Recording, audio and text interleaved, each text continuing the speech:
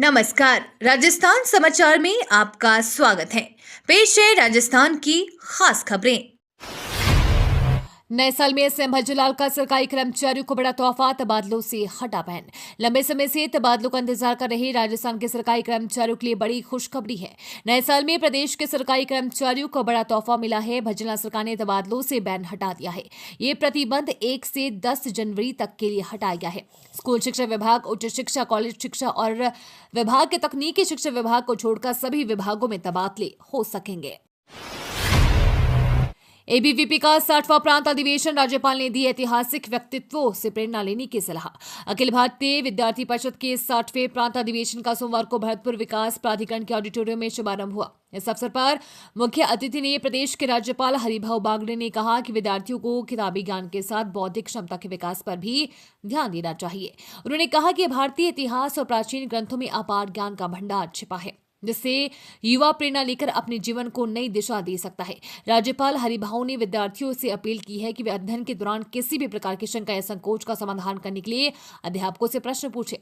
उन्होंने कहा कि शिक्षा लेना विद्यार्थियों का अधिकार है और इसे प्रदान करना शिक्षकों का कर्तव्य। अब रद्द हुए 9 जिलों में नहीं होगी रीट परीक्षा, अभ्यर्थियों को मिलेगा संशोधन का अवसर।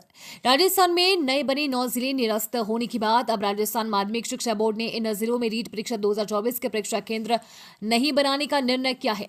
रीट की नोडल एजेंसी इस बार माध्यमिक शिक्षा बोर्ड है। बोर्ड की ओर से रीट परीक्षा 2024 की तैयारियां जोर शोर से की जा रही है। जिलों में परीक्षा केंद्र निर्धारण की प्रक्रिया भी जारी है। राजस्थान माध्यमिक शिक्षा बोर्ड के सचिव और रीट परीक्षा समन्वयक कैलाश चंद शर्मा ने बताया कि अब 41 जिलों के अनुसार ही रीट परीक्षा का आयोजन किया जाएगा। रीट परीक्षा के लिए आवेदन पत्र में जिलों की संख्या में भी संशोधित किया गया है। साथ ही परीक्षा केंद्रों की स्थापना जिला मुख्यालय पर ही की जाएगी। न्यूनतम तापमान 4 डिग्री गिरा, शीतलहर से ठिठुरे लोग। पश्चिमी विक्षोभ के असर से पहाड़ों पर बर्फबारी हो रही है। इसका असर मैदानी इलाकों में बढ़ रहा है। उत्तर से चल रही तेज सर्द हवाओं ने गर्म बढ़ा दी है, जिससे जनजीवन प्रभावित हो रहा है। कोटा शहर में सुबह और शाम के समय कोहरा छाया रहा, जिससे यातायात पर असर रहा। दिन में धूप खिली, लेकिन सर्द हवा के कारण गलन का असर रहा। शाम ढलने के बाद गलन का असर बढ़ गया, जिससे ठिठुरन बढ़ गई है। सर्दी से बचने के लिए लोग अलाव का सहारा ले रहे हैं। बाजारों में ऊनी कपड़ों और हीटर की मांग बढ़ गई है। खासकर बुजुर्ग और बच्चे ठंड के कारण घरों में कैद रहने को मजबूर हैं। मौसम विभाग के अनुसार न्यूनतम तापमान 4 डिग्री गिरकर 8 डिग्री सेल्सियस पहुंच गया। 2 करोड़ 14 लाख रुपए की लागत से जीएसएस का निर्माण कार्य शुरू। हिंडोली क्षेत्र के ग्राम पंचायत निकट के ग्राम मरडिया में 2 करोड़ 14 लाख की लागत से 33 केवी जीएसएस का निर्माण कार्य शुरू हो गया है, जिससे 2 ग्राम पंचायत के 1 दर्जन से अधिक उपभोक्ताओं को गुणवत्तादार बिजली मिलेगी। भाजपा प्रदेश उपाध्यक्ष प्रभुलाल सने ने बताया कि नेगढ़ पंचायत के ग्राम मरडिया में 2 करोड़ 14 लाख की लागत से 33/11 केवी जीएसएस स्वीकृत के बाद निर्माण कार्य शुरू हो गया है, जिसका कार्य प्रगति पर है। ये जीएसएस बनने के बाद नेगढ़, खिणिया व जाखोली पंप हाउस स्थानों पर उपभोक्ताओं को गुणवत्तापूर्वक विद्युत आपूर्ति मिलेगी एवं किसानों को बिना ट्रिम्पिंग के कृषि कनेक्शन के लिए पूरे 6 घंटे लगातार विद्युत आपूर्ति मिलेगी। नए साल के पहले दिन बंद रहेगा सरिस्का, पर्यटक नहीं कर सकेंगे बाघों का दीदार। न्यू ईयर सेलिब्रेशंस के दौरान टाइगर का दीदार करना पर्यटकों का प्रमुख आकर्षण रहा है। पर्यटक इसका इंतजार भी करते हैं, लेकिन इस बार सरिस्का में 2025 का जश्न बाघ का दर्शन से नहीं हो सकेगा। कारण यह है कि राष्ट्रीय बाघ संरक्षण प्राधिकरण के आदेशानुसार टाइगर रिजर्व में हर बुधवार को सफारी का अवकाश रखने के नियम है और इस बार नए साल की शुरुआत बुधवार को ही हो रही है। ऐसे में नए साल के पहले ही दिन सरिस्का में सफारी का अवकाश रहेगा, यानी पहले दिन पर्यटक सफारी का आनंद नहीं ले पाएंगे। इधर वर्ष 2024 की समापन मेला पर सरिस्का में घूमने के लिए पर्यटकों का हुजूम उमड़ रहा है। चलान ही नहीं, गाड़ी भी होगी जब्त। शराब पीकर वाहन चलाने वालों पर पुलिस की सख्ती। जयपुर शहर में नए साल का जश्न मनाने वालों पर पुलिस की नजर रहेगी। शहर में 31 दिसंबर को शराब पीकर वाहन चलाने वालों के खिलाफ कार्रवाई के लिए विशेष नाकाबंदी रहेगी। पुलिस शराब पीकर वाहन चलाते और मिलने पर चलान के साथ साथ गाड़ी भी जब्त कर लेगी। Additional police commissioner doctor Rameshwar Singh ने बताया कि थाना पुलिस सहित 1500 जवानों व 300 होमगार्ड सुरक्षा व्यवस्था में तैनात रहेंगे। थाना पुलिस को निर्देश दिए हैं कि बाहर से आने वाले और होटल, गेस्ट हाउस, धर्मशालाओं में ठहरने वाले संदिग्धों पर नजर रखें। उन्होंने बताया कि बिना अनुमति के कार्यक्रम आयोजित करने वालों के खिलाफ कार्रवाई की जाए। जोधपुर जयपुर के बीच दोहरीकरण और इलेक्ट्रिफिकेशन पर हजारों करोड़ रुपए खर्चे, सफर का समय 1 मिनट भी कम नहीं हुआ। जोधपुर से जयपुर के बीच रेलवे लाइन का दोहरीकरण और इलेक्ट्रिफिकेशन दोनों हो चुके हैं, लेकिन ट्रेनों की नए समय सारणी में जो समय दिया गया है उसमें जोधपुर व जयपुर के बीच एक भी ट्रेन में यात्रियों को 1 मिनट के समय की बचत भी नहीं होती है, नहीं दिखाई देती भी नहीं है। इसके उलट मरूधर एक्सप्रेस जैसी ट्रेन जोधपुर व जयपुर के बीच की दूरी तय करने में अब 1 घंटे से अधिक का समय लेगी। ये स्थिति तब है जब रेलवे ने इन दोनों शहरों के बीच 3000 करोड़ से ज्यादा की राशि खर्च कर दोहरीकरण व विद्युतीकरण का काम किया है। बर्फ की चादर में ढका हिल स्टेशन, सैलानियों की चेहरे पर खुशी, माइनस में पहुंचा तापमान। माउंट आबू में बीते 2 दिनों से मौसम में बदलाव देखने को मिल रहा है। ठंडी हवाओं के साथ तापमान शून्य से नीचे पहुंच गया है। सोमवार सुबह पोलो ग्राउंड, अचलगढ़, देलवाड़ा और गुरु शिखर सहित कई क्षेत्रों में खुले मैदानों और पेड़ पौधों पर बर्फ की परत जम गई है।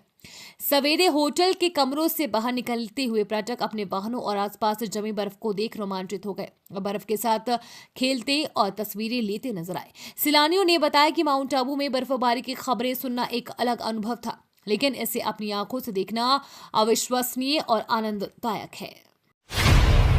दिल्ली मुंबई एक्सप्रेसवे पर गोपालपुरा से लबान के बीच 104 किलोमीटर सड़क का शुरू होगा टोल, नहीं गुजर सकेंगे ओवरलोडेड वाहन। दिल्ली मुंबई एक्सप्रेसवे पर बूंदी के लबान से कोटा के मंडाना के बीच 104 किलोमीटर क्षेत्र को ट्रायल के लिए 7 दिन पहले खोला गया था। अब यहां 31 दिसंबर सुबह 8 बजे से टोल वसूली शुरू हो जाएगी। National highway authority of India के इसकी नोटिफिकेशन जारी कर दिया है। इस मार्ग पर फिलहाल ओवरलोड वाहनों की रोक है। NHAI के प्रोजेक्ट डायरेक्टर संदीप अग्रवाल ने बताया कि इंटरचेंज लबान, मंडावरा, जालिमपुरा, कराड़िया, बालापुरा और गोपालपुर से यातायात शुरू किया गया है। एसआई भर्ती 2021 को लेकर बोले किरोड़ीलाल मीणा, मुख्यमंत्री जब चाहे रद्द कर सकते हैं परीक्षा।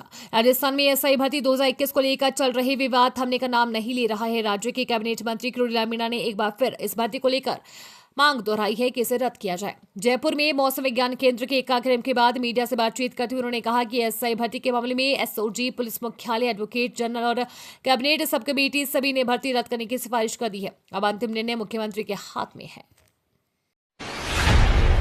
41 घंटे बाद जमीन से पानी निकलना बंद, प्रशासन व किसानों ने ली राहत की सांस। मोहनगढ़ नहरी क्षेत्र की 27 बीडी में चक 3 जोरावारा माइनर के खेत में ट्यूबवेल की खुदाई के दौरान निकली जल की धारा का प्रवाह लगभग 41 घंटे बाद जाकर थमा। लगातार 2 दिन तक जमीन से पानी निकलता रहा। वहीं ट्यूबवेल खुदाई मशीन व ट्रक भूमि में समाये हुए हैं। रविवार रात्रि 10 बजे के करीब पानी जमीन से बाहर निकलना खुद ही बंद हो गया। जमीन से निकलने वाले पानी के थमने से प्रशासन व किसानों ने राहत की सांस ली। अंदेशा जताया जा रहा है कि दोबारा हिसाब शुरू हो सकता है, जिसके चलते सावधानी बरतना जरूरी है। राज्य स्तरीय मंत्रालय का कर्मचारी खेलकूद, अजमेर मंडल ने जीता प्रतियोगिता का खिताब। राजस्थान के शैक्षिक मंत्रालय का कार्मिकों की 51वीं 4 दिवसीय राज्य स्तरीय मंत्रालय का कर्मचारी खेलकूद एवं सांस्कृतिक प्रतियोगिता का सोमवार को समारोह पूर्वक समापन हुआ। इस प्रतियोगिता में राजस्थान के 10 मंडल की टीमों से लगभग 1800 से ज्यादा कार्मिकों ने भाग लिया। आयोजन की मेजबानी कर रहे कुचामन सिटी के राजकीय जवाहर उच्च माध्यमिक विद्यालय की प्रधानाचार्य मंजू चौधरी ने बताया कि 16 विभिन्न खेलों और सांस्कृतिक एक्टिविटीज की टीम चैंपियनशिप अजमेर मंडल ने जीती है। शाहपुरा से जिले का दर्जा छीनने पर नाराजगी, कांग्रेस ने किया विरोध प्रदर्शन। भाजपा सरकार की कैबिनेट ने प्रदेश में नए बनाए गए जिलों में से 9 जिलों और 3 संभागों को समाप्त कर दिया है। इसमें शाहपुरा भी शामिल है। भाजपा सरकार के निर्णय के विरोध में रविवार को जहां शाहपुरा कस्बा बंद रहा, वहीं कांग्रेस कार्यकर्ताओं ने सोमवार को शाहपुरा में मुख्यमंत्री भजना शर्मा और स्थानीय विधायक के खिलाफ विरोध प्रदर्शन किया। प्रदेश कांग्रेस कमेटी सदस्य संदीप जी नगर ने बताया कि शाहपुरा में कांग्रेस कार्यकर्ताओं ने एसडीएम कार्यालय के बाहर प्रदर्शन किया। प्रदर्शनकारियों ने मुख्यमंत्री और विधायक के खिलाफ नारेबाजी की। भरतपुर में एक क्षमता से ज्यादा पानी आने से टूटी नहर, किसानों की सैकड़ों बीघा फसल बर्बाद। बरौली चौथ के निकट भरतपुर फीडर नहर के टूटने से किसानों की उम्मीदों पर पानी फिर गया। नहर से क्षमता से अधिक पानी छोड़े जाने पर नहर टूट गई और उसका सारा पानी नहर किनारे खेतों में जा घुसा। इससे निकटवर्ती गांव बहज, बरौली चौथ, नंगला, दांदू में सैकड़ों बीघा जमीन में किसानों की तैयार हो रही गेहूं की फसल पानी में डूबकर खराब हो गई। किसानों का कहना है कि सिंचाई विभाग की कथित लापरवाही के कारण यह हादसा हुआ है। चूंकि नहर कमजोर थी और क्षमता से अधिक पानी छोड़े जाने की वजह से नहर जवाब दे पाई, जो रविवार रात ओवरफ्लो होकर टूट गई। पानी का बहाव तेज होने के कारण आसपास के क्षेत्र में खेतों में गेहूं की फसल डूब गई।